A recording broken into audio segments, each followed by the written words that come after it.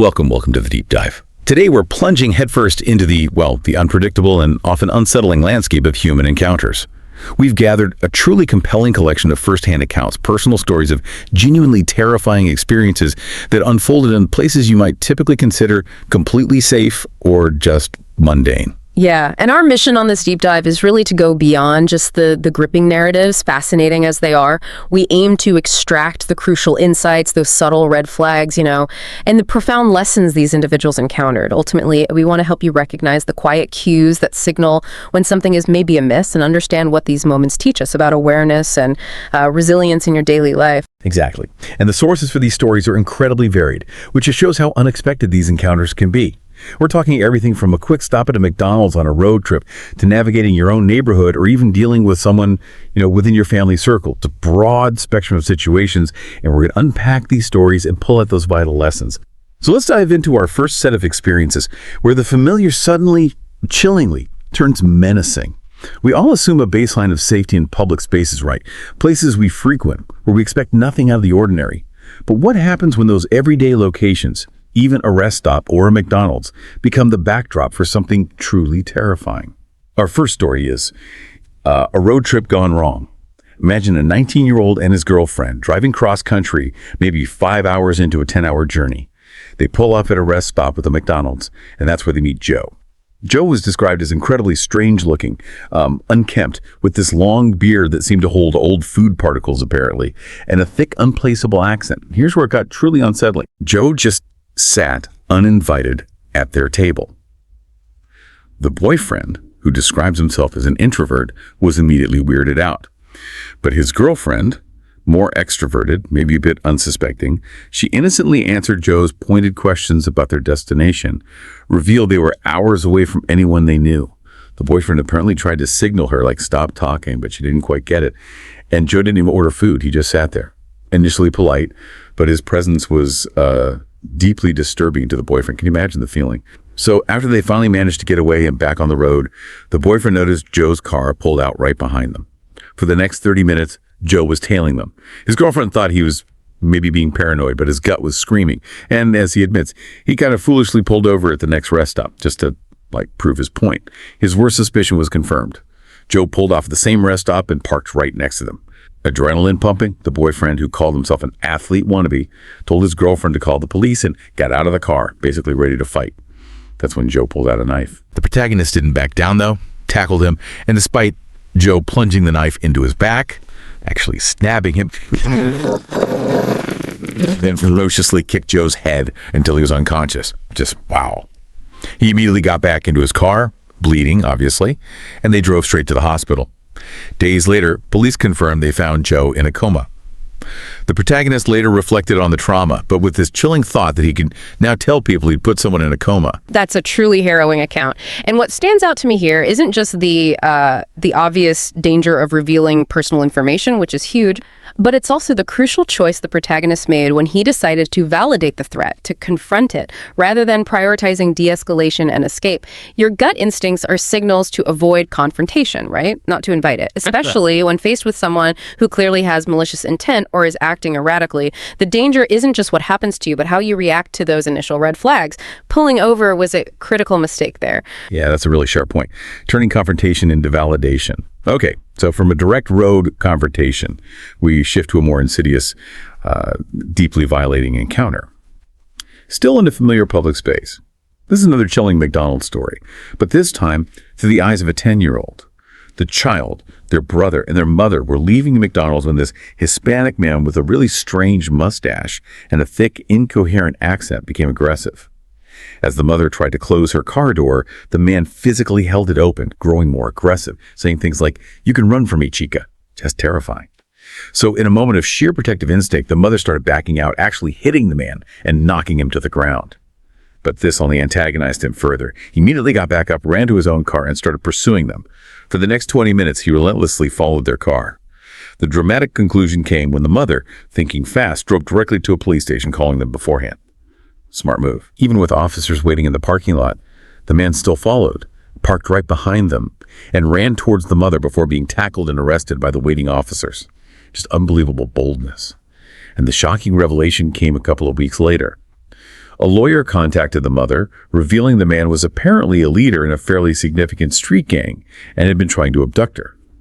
The mother, fearing for her family's safety, refused to testify, unwilling to put her children in further danger. Wow, that account is just a stark reminder of the bold and relentless nature of some criminals.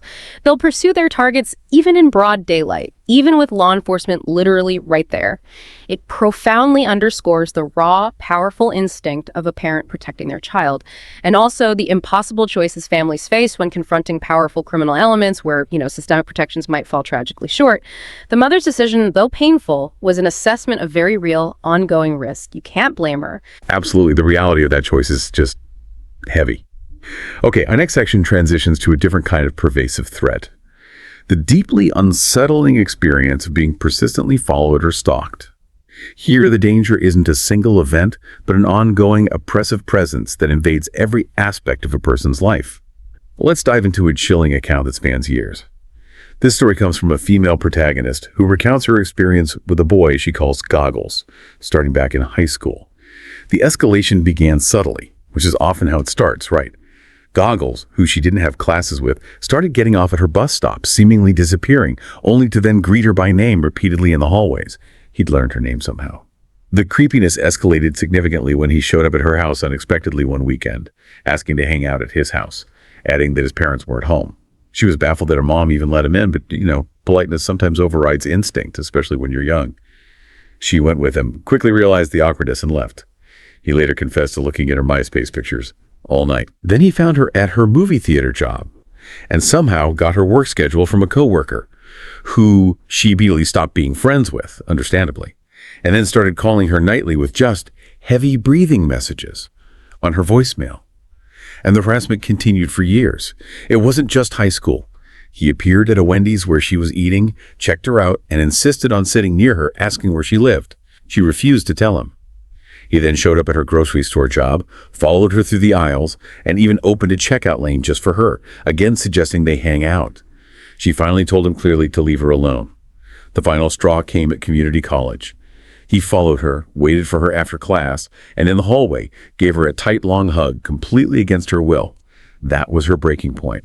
She dropped the class immediately to avoid him and finally filed a police report. Then she moved multiple times to escape him. Thankfully, she hasn't seen him since. Yeah, this long-term stalking narrative is just a chilling example of how persistence can transform seemingly harmless attention into terrifying, relentless harassment. And what's crucial here, I think, is recognizing that victims often struggle to get help when those early incidents are dismissed. Oh, it's minor, he just has a crush. This story powerfully highlights the profound psychological toll this takes, erodes trust, demands constant vigilance, and it underscores how easily personal information, like work schedules obtained from a coworker, can be dangerously leveraged against you. It's a clear lesson that harmless doesn't stay harmless if it persists and escalates like that. You have to take the pattern seriously. Absolutely. The pattern is key. From a persistent stalker known from school, we turn to another chilling account of being followed, this time in the context of solo travel. This story comes from a 17-year-old female, an anxious traveler already, taking a late train alone to visit her boyfriend. So on this particular Sunday, her train arrived at her station, which was the last stop, around 9 p.m. She was sitting with headphones on when this man, seemingly drunk or high, slurred speech, incoherent, stumbled into the seats across from her. He persistently asked about taxis, then became more direct, questioning how she was getting home, where she lived, eventually mumbling threats, apparently, and moving to sort of trap her in her seat. Really aggressive body language. Luckily, a train guard noticed her discomfort and intervened. Good on the guard. The man then tried to snatch her suitcase as she was leaving, but she managed to pull it back. Shaken, she waited on the platform with a guard for safety, and then another woman came up and also warned her, saying she'd been asked similar unsettling questions by the same man earlier on the journey. So confirmation. But here's the truly terrifying follow-up. This is what gets me. Later, at a deserted supermarket parking lot on her way home with her dad, the same man appeared in a car, pointed directly at her, and started approaching her vehicle. She locked the doors, praying her dad would return quickly from the store. He did. And as they drove away, they saw the car driving behind them, confirming they had been followed all the way from the station. The experience left her physically sick and apparently intensified her anxiety for years. This narrative absolutely reinforces the vulnerability of solo travel, particularly for young individuals late at night. It just shows how gut feelings about danger, even if they seem irrational at the time, should always be trusted. They're crucial warning systems. The story also highlights the vital importance of public vigilance. The guard, the other woman. Their awareness made a difference. But most chillingly, it reveals the horrifying realization that a perceived threat can persist and escalate far beyond the initial encounter. It can literally follow you into spaces you thought were safe. That's terrifying. It really is. That continuation is just dreadful. Okay, let's transition now to a segment about unsettling discoveries, the kind that expose the hidden, darker realities of others, often in the most unexpected and even isolated ways. Our first story here comes from the perspective of a college dropout working the graveyard shift at McDonald's, and it involves two distinct, deeply disturbing encounters. The first is about a customer they nicknamed Florida Man. Not the internet meme, just their name for him. This eccentric older man came into the McDonald's 4 to 5 times a day, always wearing a bathrobe and a stained white t-shirt, and constantly asked for extra ketchup. Like loads of it. The protagonist and her coworkers used to joke about him, the quirky regular. Then suddenly he stopped coming in. The surprising, chilling truth came out at 2 a.m. one night. Florida Man had been arrested on multiple drug charges. His mugshot, which they found in the public database, showed him wearing that exact same bathrobe. So a seemingly harmless, maybe quirky regular, was in reality leading this dangerous double life. The second discovery, even more horrifying, occurred during that same graveyard shift. The protagonist went to empty the garbage cans on the other side of the store. Standard procedure. As she returned from taking out the first bag, she saw something that just shocked her to her core. A mutilated puppy, its entire snout cut off, lying right next to the dumpster. And the most chilling realization for her was that whoever did this must have been watching, placing it there in the few seconds she was inside, completely out of sight. Wow, okay. Those two incidents, though very different, they both profoundly shatter the illusion of a mundane, predictable world, don't they? The Florida Man story reveals how outwardly harmless or quirky individuals can lead hidden, dangerous lives completely beneath the surface of everyday interactions you just don't know. And the mutilated puppy discovery. Ugh. That highlights the random, inexplicable cruelty that can exist. But also that terrifying feeling of being observed without your awareness, especially in otherwise isolated moments when you think you're totally alone. That's deeply unsettling. Deeply. Okay, our next story is another workplace encounter, this time at a coffee shop. And it's kind of a masterclass in recognizing predatory behavior, unfortunately. This involves a gay male barista, open about his identity, who served an attractive, older male customer, a perfect DILF, as he described him, who seemed immediately interested.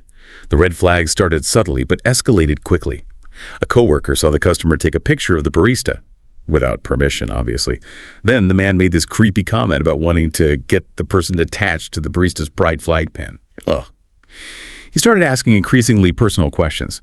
Do you lift at all? How much could you lift? How much do you weigh? Now, the protagonist, having unfortunately been drugged at a party before, interpreted these not as casual chat, but as questions about his ability to fight back if drugged. That's where his mind went, based on experience. The customer also sat for hours without drinking his iced coffee, just watching and seemingly coordinating with someone else in the store via texts or glances. The final escalation came at closing time. The customer brazenly asked to walk him to his car. Then, when the barista politely declined, the customer insisted he'd be happy to wait the 45 minutes it would take for closing duties. Just wouldn't take no for an answer. The protagonist, trusting his gut, thankfully, got a manager to help him use a side exit. As he drove away, he saw a large van with tinted windows parked right in front of the main door, and in a brief glimpse, saw the customer inside the van. He took a long, winding path home that night, completely freaked out. Yeah, that account is absolutely essential listening, I think, for understanding how grooming and predatory behaviors can unfold, especially for potentially vulnerable individuals. The progression is textbook, almost. From seemingly innocent compliments to invasive questions, persistent presence, boundary pushing, coupled with that apparent coordination. It paints a very clear picture of an escalating threat. The vital importance of trusting your intuition, listening to that inner alarm bell, and immediately seeking help from colleagues or supervisors when something just doesn't feel right cannot be overstated. He did the right thing getting the manager involved. He really did. That van sighting is just chilling confirmation. Okay, now we're moving into a particularly painful category. The betrayal of trust in relationships, where danger emerges from within our own social circles, family, friends, even new acquaintances. Our first story in this segment is a shocking, long-term account of a trusted space being violated. The pervy sage neighbor. It starts with an 8th grade girl living in a duplex. She was constantly watched by this older male neighbor nicknamed Pervy Sage by her and her friends, who apparently reeked of alcohol and cigarettes and kept trying to lure her with money or candy. Classic grooming behavior. The invasion happened one night when the girl was maybe 13 or 14. Her parents were out, her brothers were in their room. She and a friend heard the front door open, it was unlocked. Then they smelled the cigarettes and alcohol. They looked over and saw him inside their home, uninvited.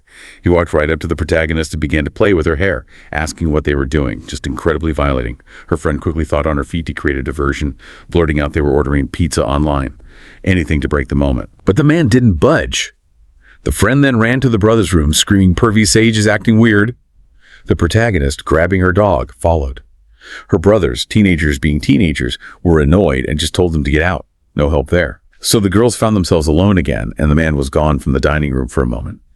They ran to the kitchen, grabbed 2 kitchen knives, and locked themselves in the bedroom, barricading the door with a dresser as the man tried to push his way in from the other side.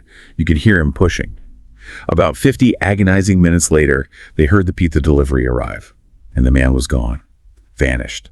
They were shaken, but too afraid to call the police right then, thinking, who'd believe 2 kids? Typical fear. They did report it to their school counselor later, who did call the police. But the shocking response from the police was that they couldn't do anything until something actually happens. Just appalling. Her friend furiously asked the counselor, "Are we supposed to be found dead in a ditch for them to do something?" Captures the frustration perfectly. And maybe the worst part, her father, frustratingly, remained friends with the man. He continued to watch the girl for years, only stopping when she finally confronted him years later as an adult. Oh, that is a harrowing story. It's just a profound indictment of systemic failures, isn't it? Especially when a clear and present threat is dismissed because nothing actually happened yet. It underscores the deep, long-lasting psychological damage of feeling unsafe in your own home, particularly when the threat is a known entity, someone your family trusts. And it also illuminates the complex and often incredibly frustrating dynamics when family members fail to prioritize a child's safety over their own relationships or, frankly, their own discomfort in confronting the issue. It leaves the victim feeling completely isolated and vulnerable. It teaches us we should never, ever dismiss a threat just because it hasn't escalated to its worst possible conclusion yet. The attempt itself is the crime. So true. The yet is the problem. Building on that theme of trusted relationships going wrong, our final story in this segment is a potent cautionary tale about the inherent risks of online dating. A female protagonist recounts her friend Ivana's Tinder date, Omar. He raised red flags immediately by refusing to give his number outside the app and pushing to meet at his house right away. Big no-nos. Ivana's friend, the narrator, insisted they meet in public and offered to come along as a sort of secret backup, sitting nearby. Smart friend. At the hookah bar they chose, Omar repeatedly asked Ivana to come home with him. She kept refusing. Then he chillingly joked, "Don't make me kidnap you." Not a joke. The friend texted Ivana, "Are you okay?" And Ivana, now genuinely scared, started texting back how creepy he was being. Then Omar actually followed Ivana to the bathroom and put his ear to the door, listening. Just beyond creepy. The final terrifying escalation occurred outside as they were leaving. Omar snatched Ivana's phone right out of her hand and brazenly demanded she get in his car as she started crying, like a public abduction attempt. But thankfully, the protagonist, the friend, acted fast. She called her boyfriend, put him on speakerphone, and loudly confronted Omar, threatening him, saying her boyfriend was on the way. Omar was startled, maybe realizing there were witnesses and consequences. He returned the phone and left quickly, deleting his Tinder profile almost immediately. The protagonist regretted not getting his license plate, but the immediate danger was averted because she was there and acted decisively. Wow. Yeah, this vividly illustrates the critical red flags in online dating that people need to watch for. Refusal to move off app, insisting on private locations early on, aggressive persistence, ignoring boundaries, and outright threats, even when they're masked as jokes. They're not jokes. It powerfully demonstrates the non-negotiable importance of meeting in public, especially first dates, and having a support system like a friend nearby or a call plan, letting someone know where you are, and trusting your immediate instincts when a situation feels wrong. Bail out. Ivana's friend's proactive vigilance and her ability to act decisively in that moment likely prevented a far, far more serious outcome. Absolutely. Having that backup, that plan, was crucial. Okay, for our final section, we shift focus to critical moments where individuals had to react swiftly, often with immense courage, to protect themselves or others in a crisis situation. Our first story here is one of courageous bystander intervention. A college freshman, described as a bit of a loner, was grabbing McDonald's on his way home after a long day of classes. Pretty normal scenario. He noticed a heated argument outside the McDonald's between a man and a woman that escalated quickly into physical aggression. He saw the man throw the woman into a car. Despite his initial hesitation, that feeling of, it's not my problem, the protagonist grew increasingly anxious for the girl's safety. He heard her scream from inside the car and just knew he had to act. He couldn't just stand there. So he put down his McDonald's food right there on the sidewalk, ran to the car, and opened the door. The assailant was clearly surprised, apparently halfway through taking off his belt. The protagonist punched him in the back. Then other adults, two older men walking into McDonald's, saw what was happening and also joined in. This collective intervention caused the assailant to panic and flee. The attacker was later identified and charged with assault, and the girl profusely thanked the protagonist for stepping in. Yeah, this really highlights the crucial and often difficult role of bystander intervention. It's not easy. It shows how easy it is to rationalize non-involvement, to think someone else will handle it or it's none of my business. But it also shows how a single act of courage, even from one individual just deciding to do something, can potentially prevent a serious crime. It emphasizes maybe the moral responsibility to act when witnessing harm in a public space. And it powerfully illustrates how standing up can make a profound difference, not just for the victim, but really for the safety of the wider community. It sends a message. It really does. That moment of decision is key. Moving from direct intervention, our next story is a striking account of coordinated crime and, again, fortunate intervention, showing how crucial observant neighbors can be. This is Mower Man and Home Invasion. A young Hispanic female living in a first-floor apartment was walking her dog. She left her door unlocked, as she apparently always did in her safe neighborhood. Big mistake, unfortunately. A man in a truck who seemed to be part of a mowing crew distracted her with inappropriate comments, keeping her attention outside. Crucially, a woman from the next building was sitting in her car and saw a second man, also dressed like one of the mowers, slip into the protagonist's unlocked apartment while she was distracted. Recognizing something was immediately wrong, the neighbor called 911 right away. The police arrived swiftly and arrested the trespasser inside the apartment. His excuse: he brazenly claimed he just had permission to use the restroom. Because her door was unlocked and his intentions couldn't be definitively proven beyond trespassing, he was only charged with trespassing a misdemeanor, apparently with no jail time. This terrified her, obviously, as he now knew where she lived and faced minimal consequences. The man driving the truck technically did nothing illegal, but the protagonist strongly suspected they were working together in a distraction scheme. Her response was decisive. She moved out immediately, got a ring system installed the same day, and remains in touch with a vigilant neighbor who likely saved her from something much worse. Yeah, that story is just a powerful testament to the life-saving value of observant neighbors and the rapid thinking needed in moments of crisis. Community awareness is key. It vividly reveals a common criminal tactic, the distraction ploy for an accomplice. It happens more than you think. And it highlights the frustrating reality of legal loopholes that can sometimes result in minimal consequences for what is a serious invasion of privacy and potential harm.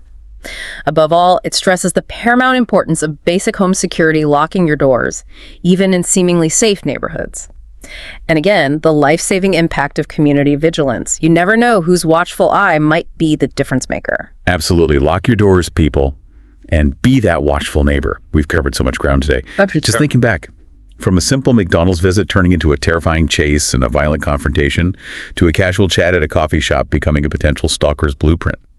And those chilling experiences of everyday individuals encountering the truly unexpected and horrifying in their own homes or neighborhoods. Yeah, these stories, though incredibly varied in their specifics, they consistently underscore a few core lessons, don't they?